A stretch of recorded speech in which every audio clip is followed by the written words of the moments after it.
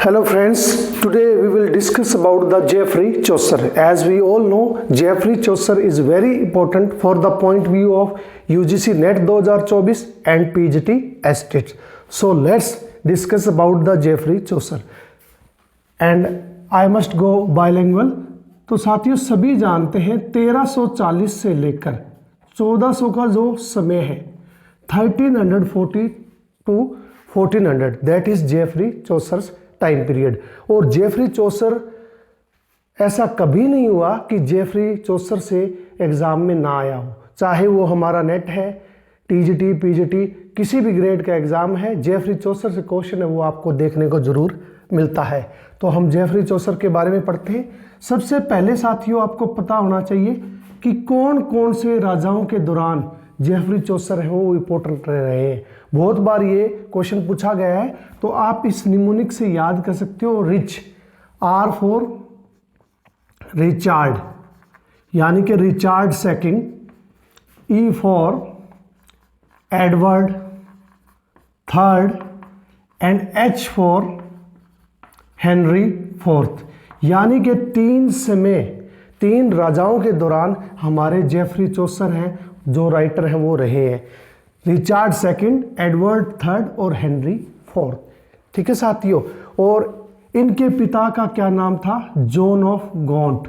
ये चीज़ें आपके काम आने वाली है जब आप डिटेल में चीज़ों को पढ़ोगे।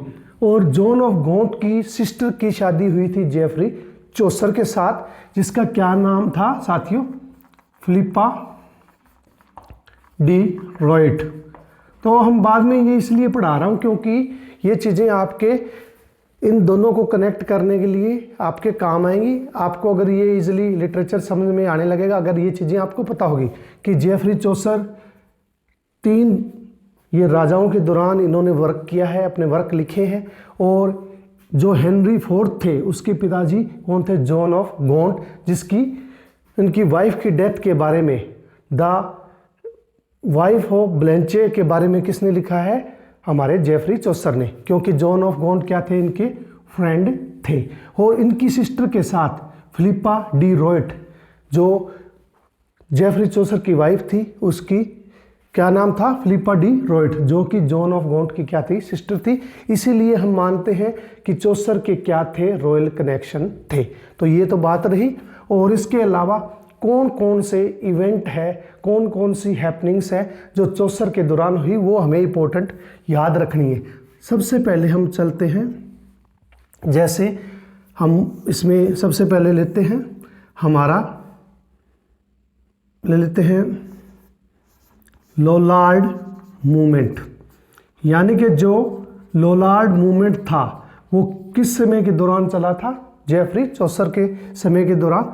और ये एक मूवमेंट था जो कि एक क्रिश्चियन मूवमेंट था। कौन सा मूवमेंट था? क्रिश्चियन।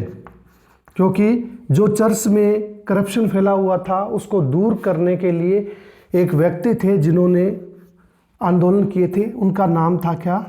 John Wycliffe. याद रखना है आपको, एग्जाम में बहुत बार पूछा गया है। जॉन वाइक्लिफ कौन थे? Leader of Lollard movement. और वो क्या थे? क्रिश्चियंस थे। और क्रिश्चियनिटी में जो करप्शन फैला हुआ था उसको दूर करने के लिए वो क्या कर रहे थे? रेबल कर रहे थे। लोलार्ड मूवमेंट था। तो 1381 का आप समय पीजेंट रिवोल्ट का वो ले सकते हो इसके अंदर। और इसके जो लीडर थे वो कौन है? जॉन वैक्लिफ। और भी इंपॉर्टेंट बात है वो आपको ध्यान रखनी है जॉन वैक्लिफ के बारे में। जॉन वाइक्लिफ एक प्रोफेसर थे ऑक्सफोर्ड ऑफ यूनिवर्सिटी में। और इन्होंने ही जो इम्पोर्टेंट बात हमें याद रखनी है, बाइबल का ट्रांसलेशन किया। यानी कि बाइबल को ट्रांसलेट किया किसके अंदर? इंग्लिश में। आपको ये अच्छी तरह पता है कि सेंट जेरोम बाइबल थी सबसे पहले, फिर वल्गेट्स बाइबल थी जिसको ओल्ड टेस्टामेंट बोलते हैं। और बाद में उसी बाइबल को, ओल्ड टेस्टामेंट को, जो सबसे पहले भाषा में किस में थी साथियों? हिब्रू में थी। आपको ये याद रखना, बहुत बार क्वेश्चन आया। फिर वो लैटिन में ट्रांसलेट हुई और अंत में इसको इंग्लिश में ट्रांसलेट करने का श्रेय किसको जाता है? जॉन वाइक्लिफ को, जो कि एक बिब्लिकल ट्रांसलेटर भी थे जिन्होंने बाइबल को ट्रांसलेट किया, ताकि जो हमारी बाइबल है जो उनका धार्मिक शोषण हो रहा था उससे लोग बच सके, इसीलिए। और ये कहाँ थे? ऑक्सफोर्ड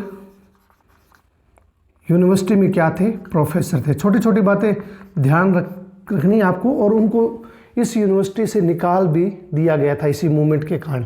तो लोलार्ड मूवमेंट के बारे में आपको जानना है कि लीडर कौन है। जॉन वैक्लिफ ने ट्रांसलेशन किया है बाइबल का, जो कि पहले हिब्रू में थी, लैटिन में थी, और बाद में इसको ट्रांसलेट किस में किया? इंग्लिश में। इंग्लिश का हमें मोस्ट इंपॉर्टेंट ध्यान रखना है। और ये क्या थे? ऑक्सफोर्ड यूनिवर्सिटी में क्या थे? प्रोफेसर थे। तो साथियों, ये तो थी लोलार्ड्स मूवमेंट के बारे में। नेक्स्ट हम पढ़ते हैं। आपको ये चीज़ें ध्यान रखनी है। ये सब कब हुआ? जब जेफरी चौसर क्या थे? उनका समय था जब वो राइटिंग कर रहे थे। और 3 राजा कौन से थे? रिचार्ड, एडवर्ड और हेनरी IV। उसके बाद हम पढ़ते हैं black death, the black death, यानी कि जो ब्लैक डेथ है उसको हमने ध्यान रखना है। वो भी किस समय के दौरान हुई? जेफरी चौसर के समय के दौरान। 1/3 1/3 of population of the England वो died due to bubonic plague. ये क्या था? ब्यूबोनिक प्लेग था, यानी कि एक बीमारी थी जो मच्छर वगैरह से फैली थी, जिसके कारण 1/3 of population of England were died. और इसका समय आपको इम्पोर्टेंट है, याद रखना है, 1348 से 1349 का। ये बहुत बार नेट पीजी एग्जाम में साथियों पूछा गया है कि ब्लैक डेथ था, उसमें कितने लोग मारे गए? 1/3, यानी कि 75 से 2000 मिलियन लोग थे वो मारे गए।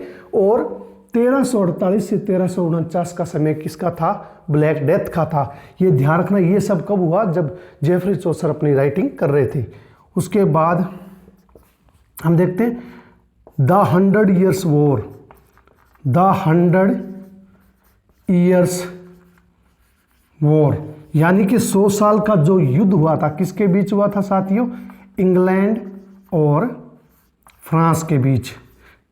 इंग्लैंड और फ्रांस के बीच जो 100 ईयर का वार हुआ था वो हमें याद रखना है। डेट याद रखनी है 1353 से 1338 से 1453 का जो समय था, 100 ईयर का जो समय था, वो उस 100 ईयर तक क्या चला था? इंग्लैंड और फ्रांस के बीच क्या चला था? युद्ध चला था। ये सब चीज़ें जो हमने पढ़ी, ब्लैक डेथ पढ़ी या लोलार्ड मूवमेंट पढ़ा हमने, लोलार्ड मूवमेंट। इसके बाद एक और हम इसका इंपॉर्टेंट फैक्टर है वो ले लेते हैं, पीजेंट रिवोल्ट, पीजेंट रिवोल्ट। और पीजेंट रिवोल्ट का दूसरा नाम कई बार एग्जाम में पूछा जाता है साथियों, ध्यान रखना है हमने, व्हाइट टेंडलेस रिबेलियन, व्हाइट टेंडलर्स रिबेलियन, जो कब हुआ था? 1381 में। डेट याद रखनी है। ये 4 इंपॉर्टेंट फैक्ट है जो आपको याद रखने हैं। सबसे पहला तो लोलार्ड मूवमेंट जो जॉन वैक्लिफ ने शुरू किया था, जिसके अंदर उन्होंने बाइबल को ट्रांसलेट किया इंग्लिश में। पीजेंट रिवोल्ट 1381, जिसका दूसरा नाम व्हाइट टेलर्स रिबेलियन भी है। और जो कॉन्फेसियो एमेंटिस है हमारा वर्क, कॉन्फेसियो नहीं साथियों, सॉरी फॉर दैट, वोक्स क्लैमेटिस, जो हमारा वोक्स क्लैमेटिस है उसके अंदर व्हाइट टेलर्स का रिबेलियन है वो दर्शाया गया है। ये भी वर्क हमारा मिडिल एज का है, यानी कि 1300 से लेकर 1400 समय के बीच में लिखा गया है। लोलार्ड मूवमेंट के बारे में मैंने बता दिया। 100 ईयर वॉर जो फ्रांस और इंग्लैंड के बीच हुआ था वो भी चौसर के समय हुआ था। और जो ब्लैक डेथ हुई थी, यानी कि बुबोनिक प्लेग इंग्लैंड के अंदर आया था, 1/3 ऑफ इंग्लैंड की जनसंख्या मारी गई थी, वो भी जो जेफरी चौसर के समय में हुई थी। तो ये 4-5 बातें हैं साथियों, आपको ये ध्यान रखनी है। आई थिंक आपको ये 4 चीज़ें चौसर से रिलेट हो गई होंगी, और जब आप इसको डिटेल में पढ़ोगे तो आपको जो थ्योरी है वो इजीली समझ में आ जाती है। ये पॉइंट इसलिए बताए जाते हैं साथियों कि आप जब इनको आपस में कनेक्ट करके पढ़ोगे तो आपको लिटरेचर पढ़ने में इंटरेस्ट भी आएगा, और हर चीज़ है आपको वो क्रिस्टल क्लियर हो जाएगी। तो साथियों और चीज़ें पढ़ते हैं जेफरी चौसर के बारे में। इनको father of English poetry. Father of English poetry किसने कहा, ये भी बहुत बार पूछा जाता है। तो जॉन ड्राइडन थे, जो हमारे जॉन ड्राइडन राइटर थे, उन्होंने इनको फादर ऑफ इंग्लिश लिटरेचर या पोइट्री कहा है, क्योंकि इंग्लिश के अंदर पोइट्री शुरू करने वाले पहले हमारे राइटर कौन थे, जेफरी चौसर। इनको फर्स्ट मॉडर्न राइटर भी हम कहते हैं, फर्स्ट मॉडर्न राइटर भी हम बोलते हैं, ठीक है। इसके अलावा एक दो कोटेशन और आपको इनके बारे में ध्यान रखनी है। जैसे मैथ्यू आर्नोल्ड ने कहा, चौसर लैक्स हाई सीरियसनेस। चौसर लैक्स हाई सीरियसनेस, ये बात किसने कही, मैथ्यू आर्नोल्ड ने, कि चौसर है वो लिखने में इमेच्योर हैं, या उनके जो वर्क हैं उनमें मेच्योरिटी कम झलकती है।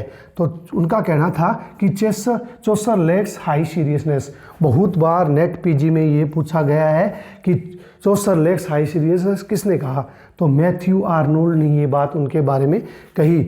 और फादर ऑफ इंग्लिश पोइट्री किन्होंने कहा, जॉन ड्राइडन ने। इसके बारे में ये भी कहा गया, here is God plenty, here is God plenty, यानी कि करेक्टराइजेशन जो कैंटरबरी टेल इन्होंने 1338 में जो कैंटरबरी टेल इनका आया था इंग्लिश वर्क, उसमें उन्होंने बहुत सारे करेक्टर यानी कि सोसाइटी को करेक्टर के थ्रू दिखाया है कि उस समय के लोगों के विचार क्या थे, उनकी भावनाएं क्या थी, या उनका सोशल बिहेवियर क्या था। तो उनके बारे में कहा, here is God plenty.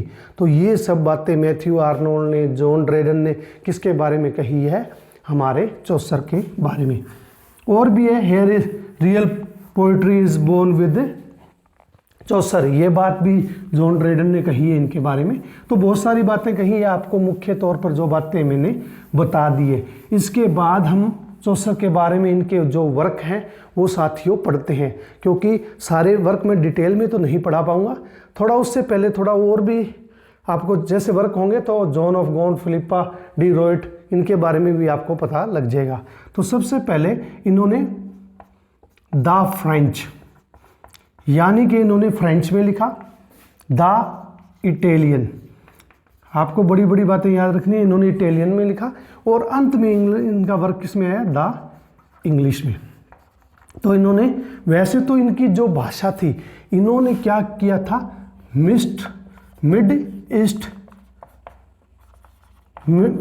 East land dialect, दो मिड ईस्ट लैंड डायलेक्ट था, दो मिड ईस्ट लैंड डायलेक्ट था, उसको उन्होंने फॉलो किया था। और इन्होंने ही रीमा रॉयल, जो आप हमारा राइटिंग स्टाइल में सुनते हो रीमा रॉयल, उसको उन्होंने अपनी पोएम ट्रोलस एंड क्रिसीड के अंदर अप्लाई किया था। यानी कि रीमा रॉयल क्या होती है, 7 स्टेंजा लाइन को हम बोलते हैं, और प्लस ये क्या होती है, आयम्बिक पेंटामीटर। लगभग इन्होंने पेंटामीटर है वो हमारा स्टाइल है, वो राइटिंग का चलता ही है। तो रीमा रॉयल भी चौसर ने शुरू किया था, और उनकी जो पोएम थी ट्रोलस एंड क्रिसीड, उसके अंदर उन्होंने रीमा रॉयल का यूज़ किया। बाकी ओक्टा स्लेबिक कपलेट में इन्होंने लिखे हैं। तो 3 प्रकार के वर्क लिखे हैं, फ्रेंच में इन्होंने लिखा, इटालियन में लिखा, और इंग्लिश में इन्होंने लिखा। सबसे पहले फ्रेंच वर्क, ज़्यादा डिटेल में नहीं पढ़ाऊंगा, आप खुद पढ़ लेना, क्योंकि फिर वीडियो बड़ी हो जाती है और बड़ी वीडियो अपलोड करने में दिक्कत है, और ज़्यादातर बच्चे उसको फिर सुनते भी नहीं है। जो इम्पोर्टेंट है वो चीज़ मैंने बता दी, और जो इम्पोर्टेंट आपको पढ़ना है वो चीज़ें मैं ही आपको बता देता हूँ। देखो साथियों, वैसे तो मैं एक एक चीज़ और भी डिटेल में पढ़ा सकता हूँ, लेकिन फिर आप कुछ you have to self study, आपको कुछ सेल्फ स्टडी करनी होगी। जो चीज़ें बता रहा हूँ वो आपको पढ़नी है, चाहे आप यूजीसी नेट की तैयारी कर रहे हैं या पीजीटी टेट की तैयारी कर रहे हैं। तो सबसे पहला इनका वर्क था जो द बुक ऑफ डचेस, इसको हम इसके साथ मिला के पढ़ेंगे। द बुक ऑफ डचेस इनका पहला वर्क था। जब जेफरी चौसर कुछ दिनों के लिए बीमार थे और अपने बेड पे सोए हुए थे, तो नेट के अंदर एक क्वेश्चन आया था कि कौन सी बुक पढ़ रहे थे। तो वो पढ़ रहे थे सीएक्स एंड एल्सियोन, ये बुक है ओविड मॉर्फोसिस की CX एंड एल्शियन। ये बुक वो पढ़ रहे थे, जेफरी चौसर है वो पढ़ रहे थे, और अचानक से उनको क्या आ गई, नींद आ गई, और नींद में इन्होंने एक सपना देखा, इसीलिए इसको ड्रीम एलेगरी बोलते हैं। हम क्या बोलते हैं, ड्रीम एलेगरी, यानी कि ड्रीम के अंदर लिखा गया। चौसर जब ये बुक CX एंड एल्शियन पढ़ रहे थे, ये बुक का नाम है, बहुत बार नेट में पूछा गया है ये, तो पढ़ रहे थे तो उनको नींद आ गई। नींद में आने कारण इस वर्क का नाम ड्रीम एलेगरी पड़ा। और इसके अंदर इन्होंने जो जॉन ऑफ गॉन्ट है, इन्होंने ये डेडिकेट किसको किया है, जॉन ऑफ गॉन्ट। जॉन ऑफ गॉन्ट ने रिक्वेस्ट की थी जब उनकी वाइफ की डेथ होगी तो कि वो कुछ ना कुछ वर्क लिखे। तो ये वर्क जब वो बुक पढ़ रहे थे अचानक से सो जाते हैं, और based on death of Blanche, death of Blanche और death of Blanche of Lancaster, death of Blanche of Lancaster, यानी कि जो जॉन ऑफ गॉन्ट की पत्नी थी उनकी जब मृत्यु हो जाती है तो उनको डेडिकेट करने के लिए द बुक ऑफ डचेस कौन लिखते हैं, चौसर। क्यों लिखते हैं, मैंने बता दिया कि हेनरी IV के पिता थे जॉन ऑफ गॉन्ट, और उन्होंने शादी कराई थी चौसर की किसके साथ, फिलिपा डी रॉयट के साथ, अपनी सिस्टर के साथ, इसीलिए इनके आपस में संबंध थे। और जब उनकी पत्नी चली जाती है तो ये उनकी डेथ के ऊपर, यानी कि डेथ ऑफ ब्लैंचे के ऊपर वो लिखते हैं। कहानी में क्या है कि ये ट्रोजन जब सो रहे होते हैं तो वो एक कैसल में पहुंच जाते हैं, वीरान, जहाँ कुछ डॉग्स हैं वो बार्किंग कर रहे हैं, और जो नाइट है he was lamenting on the death of his wife, उसकी पत्नी मर चुकी है और वो अपनी पत्नी की ऊपर मॉर्निंग कर रहा है, यानी कि शोक कर रहा है। तो राइटर उससे पूछता है कि क्या हुआ, तो उसने बताया कि उसने एक गेम खेला था, चेस ऑफ गेम जिसको बोलते हैं, ज़्यादा डिटेल में नहीं बताऊंगा, चेस ऑफ गेम खेला था जिसमें ये हार गया और उसकी पत्नी है उसने लॉस कर दिए। तो द बुक ऑफ डचेस इनका ये एल्गोरिकल वर्क था। थोड़ा डिटेल में इसलिए बता दिया कि इससे थोड़ा क्वेश्चन पूछ लेते हैं, जैसे CX एंड एल्शियन है। उसके बाद नेक्स्ट है दूसरा जो फ्रेंच वर्क है, रोमन डे माउंट रोज, रोमन डी माउंट रोज या रोमन डेला रोज, ये भी इनका फ्रेंच वर्क था जो इन्होंने लिखा है। तो ये दो इनके हो गए साथियों फ्रेंच वर्क जो हमने कर लिए हैं, ठीक है साथियों। उसके बाद हम इटालियन वर्क, इन्होंने इटली के वर्क क्यों लिखे तो ये आज डिटेल में जान लेंगे। French work the book of duchess, Roman de la Rose हो गए। अब हम इटालियन, और ये 1372 से पहले के वर्क थे, यानी कि फ्रेंच वर्क जो 1338 से लेकर 1372 के बीच में लिखे गए थे। अब जो वर्क है वो 1372 के बाद के, यानी कि इनका इटालियन फेज। इन्होंने इटालियन वर्क क्यों लिखा, क्योंकि देखो जॉन ऑफ गॉन्ट और फिलिपा रॉय इनकी शादी इनके साथ हुई थी, फिलिपा डी रॉय के साथ, तो इनको एक डिप्लोमेट बना दिया गया, कोर्टियर के अंदर डिप्लोमेट बुला दिया गया और जासूस के रूप में इन्हें कहाँ भेज दिया गया, इटली। मैंने पहले वाली वीडियो कराई उनमें भी आपको बताया कि ये डिप्लोमेट थे, यानी कि जासूसी किया करते थे, राजघरानों से इनका संबंध था, तो इनको इटली भेज दिया गया। जब इटली गए तो इनकी मुलाकात पेट्रार्क, दांते और बोकेशियो, आप इन राइटर को अगर आप लिटरेचर पढ़ते हो तो अच्छी तरह जानते हो कि जो इटालियन पोइट थे, पेट्रार्क थे, दांते थे, बोकेशियो था, तो इनसे मुलाकात हुई और इनके इन्होंने वर्क पढ़े, उससे प्रभावित होकर इन्होंने कौन से वर्क लिखे, इटालियन वर्क, ठीक है। तो इनकी जो द हाउस,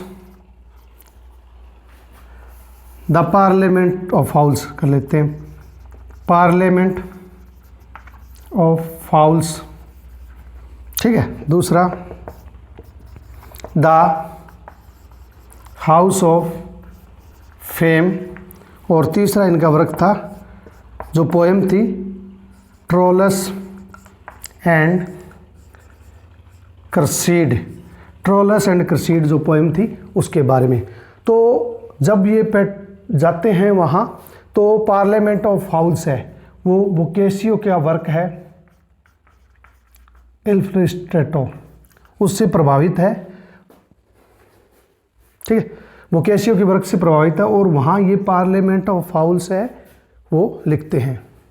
तो इसमें पार्लियामेंट ऑफ फाउल्स में क्या है ये आपको मैं बता देता हूँ कि इसके अंदर Richard second plus any Bohemia की शादी है, यानी किंग रिचर्ड और एनी बोहेमिया की क्या हो रही है, शादी हो रही है। और वो किस डेट को फिक्स हुई है, 14 फरवरी को, इसीलिए वैलेंटाइन डे है वो 14 फरवरी को मनाया जाता है। तो इसके अंदर एक तो कहानी ये है, दूसरा सेंट वैलेंटाइन की है कि एक ईगल फीमेल है और उसको पाने के लिए दो फीमेल ईगल है, वो क्या करते हैं, आपस में कंपटीशन करते हैं। तो ये कहानी किसकी है, द पार्लियामेंट ऑफ फाउल्स की है। दूसरी है द हाउस ऑफ फेम, और ये बोकेशियो के वर्क डी कैमरॉन, जो फेमस वर्क है इसका, बोकेशियो को डी कैमरॉन के ऊपर आधारित है द हाउस ऑफ फेम। इसके अंदर जो राइटर है उसको एक पक्षी है वो अपने पंजों में पकड़ लेता है और हाउस ऑफ फेम में डाल देता है। और हाउस ऑफ फेम में उसको 3 प्रकार के व्यक्ति मिलते हैं जो वो क्वेश्चन भी करता है कि प्रसिद्ध होने के लिए क्या करना चाहिए। तो कुछ व्यक्ति वो कहते हैं कि कुछ व्यक्ति फेमस होने के लिए मेहनत करते हैं, दूसरे व्यक्ति ऐसे होते हैं जो मेहनत नहीं करते लेकिन फेमस होना चाहते हैं, कुछ व्यक्ति ऐसे होते हैं जो मेहनत करते हैं लेकिन फेमस होने का कोई उनका ख्याल या उनका सपना नहीं होता। तो जो राइट क्वेश्चन ऐसा एग्जाम में पूछा गया था कि कौन से व्यक्ति सही सिलेक्ट किए थे, तो ऐसे व्यक्ति जो मेहनत करते हैं लेकिन फेमस होने की बिल्कुल भी कामना नहीं करते, तो ऐसे व्यक्ति द हाउस ऑफ फेम में सिलेक्ट किए जाते हैं। तो हाउस ऑफ फेम कहानी हुए। तीसरी है ट्रियोलस एंड क्रिसेड, ये एक पोएम है जो कि आपको अच्छी तरह पता है, रीमा रॉयल यानी कि 7 स्टेंजा लाइन में लिखी गई है, 7 स्टेंजा आइम्बिक पेंटामीटर में लिखी गई है, फेमस पोएम है। और ट्रोलस एंड क्रिसेड एक लव पोएम है। ट्रोलस है वो वॉरियर है, ट्रोजन वॉर के अंदर जा रहा है, और क्रिसेड एक विधवा महिला है। और ट्रोलस का मानना है कि वो जीवन में कभी किसी से प्रेम नहीं करेगा, किसी से शादी नहीं करेगा, लेकिन एक लड़की है इसके प्रेम में पड़ जाती है। One girl fall in his love and he reject her, और ये रिजेक्ट कर देता है कि वो उससे शादी नहीं करेगा। तो सी कर्स्ड हिम, वो उसे अभिश्राप देती है कि एक दिन ऐसा होगा तुम किसी से शादी करना चाहोगे और तुम्हारी शादी नहीं होगी। तो क्रिसेड है वो विधवा एक महिला है जो कि अपोलो टेम्पल से निकल रही है, और जैसे ही ट्रोलस एक वॉरियर है इस पे इसकी नज़र पड़ती है and suddenly he fail in her love, ये ट्रोलस है वो उसके प्रेम में पड़ जाता है, लेकिन क्रिसेड है उसे नहीं मिलती है। और उसके दौरान ये ट्रोजन वॉर में दोबारा चला जाता है। बाद में ये अपने आपस में बेल्ट है वो आपस में एक्सचेंज करते हैं। ये कहानी मैंने अपनी पूरी क्लास में बताई हुई है, दोबारा बताने की जरूरत नहीं है, आप पढ़ सकते हो। ठीक है साथियों, ये तो थे इनके इटालियन वर्क। इटालियन वर्क क्यों लिखे मैंने बता दिया, क्योंकि इटली में स्पाई बन के गए थे, डिप्लोमेट थे, तो बोकेशियो दांते पेट्रार्क से प्रभावित होकर ये वर्क इन्होंने लिखे। तो ये छोटी छोटी बातें हैं, ये पढ़ने के बाद मुझे नहीं लगता कि आपका इंटरेस्ट है वो लिटरेचर में नहीं बनेगा। देखो साथियों, सारी चीज़ कराना मुश्किल होता है, लेकिन जहाँ तक मेरा मानना है कि ऐसे आप समझ के करोगे तो आपका लिटरेचर में इंटरेस्ट भी बन जाएगा, और हर चीज़ जो मुश्किल है वो आसानी से आप कर जाओगे। सबसे पहले आप इजी चीज़ें करो। फिर इंग्लिश का आप जानते हो 1338 में जो कैंटरबरी टेल इनका इंग्लिश वर्क है जो फेमस हुआ, कैंटरबरी टेल, उसको मानते हैं हम। और इसमें क्या है, जो सेंट थॉमस बेकेट है। सेंट थॉमस बेकेट कौन थे, ये एक संत थे जो कब थे, 1155 से 1165 के बीच में ये संत थे इंग्लैंड के अंदर। और इनकी जो हेनरी सेकंड था उसने इनकी क्या करवा दिया था, मर्डर करवा दिया था। उसके बाद इनको एक मर्टियर घोषित कर दिया गया था सेंट थॉमस बेकेट को, और इनकी श्राइन बना दी गई थी सेंट थॉमस बेकेट की। और ये कैंटरबरी टेल है वो उसी सेंट थॉमस बेकेट की श्राइन के बारे में। इसके अंदर 29 पिलग्रिम होते हैं। ये क्वेश्चन ये आता है कि कितने पिलग्रिम्स होते हैं, टोटल 29 होते हैं। एक हमारा राइटर होता है, जो नरेटर कह सकते हो या राइटर, एक इसका हैरी बेली जो कि सराय का मालिक है। टोटल करेक्टर हमारे इसमें कितने होते हैं? 31 होते हैं। और मोस्ट फेमस वर्क है कैंटरबरी टेल, और इसमें जो सोसाइटी है उनको करेक्टर के माध्यम से दिखाया है। हेयर इज गॉड प्लेंटी, ये भी कहा गया है हेयर इज गॉड प्लेंटी, यानी कि चौसर को भगवान की तरह माना गया है कि जैसे भगवान व्यक्तियों का निर्माण करते हैं, चौसर करेक्टर का क्या करते हैं? निर्माण करते हैं। तो 29 पिलग्रिम्स, 1 राइटर है, एक स्टेबार्डिन। ये सभी कहाँ इकट्ठे होते हैं साथियों? ये क्वेश्चन बहुत बार है। टेबार्डिन, जिसका मालिक कौन है? हैरी बेली। और इसके बारे में थोड़ा और पढ़ते हैं।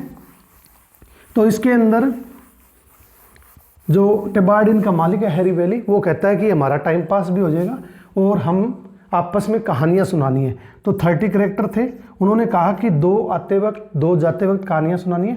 टोटल कितनी कहानियाँ सुनाएंगे? 120। लेकिन असल में क्या हुआ कि 20 टेल्स ही कंप्लीट है, 4 टेल पार्शियल अनकम्प्लीट, यानी कि लगभग 24 टेल है वो कहानियाँ जो चौसर है वो लिख पाया। 24 टेल तो कंप्लीट है और 4 टेल है वो क्या है? इनकी पार्शियल है, यानी कि अनकम्प्लीट है। और इसके अंदर जो चौसर है वो 2 कहानियाँ सुनाता है, सर मेल टेलबीस और सर थॉमस टेल। ठीक है, 2 कहानियाँ सुनाता है। और ये लगभग सभी करेक्टर को क्या करता है? क्रिटिसाइज करता है, एक्सेप्ट 4 करेक्टर ऐसे हैं जिनको वो क्रिटिसाइज नहीं करता है, जैसे knight, parson, ploughman, knight, parson, ploughman, ऐसे ये 3 या 4 करेक्टर हैं जिनको ये क्या नहीं करता है? क्रिटिसाइज नहीं करता है। तो ठीक है साथियों, आज के लिए इतना ही काफ़ी हो गया है और डिटेल में फिर कभी दोबारा बना लेंगे। लेकिन ये आपको शॉर्ट जानकारी थी। अगर आप किसी प्रकार की नेट 2024 जून की आप तैयारी कर रहे हो या आप पीजीटी किसी एग्ज़ाम की तैयारी कर रहे हो, तो ये चीज़ है वो डिटेल में आप ज़रूर पढ़ें। ज़्यादा हमें पढ़ना नहीं है, लेकिन जो मोस्ट इम्पोर्टेंट है इनके बारे में जो डिटेल है, यानी कि जो ये पॉइंट टू पॉइंट आपको पढ़ाया है, ये चीज़ें आपके लिए मोस्ट इम्पोर्टेंट रहेगी। मिलते हैं साथियों नेक्स्ट वीडियो में।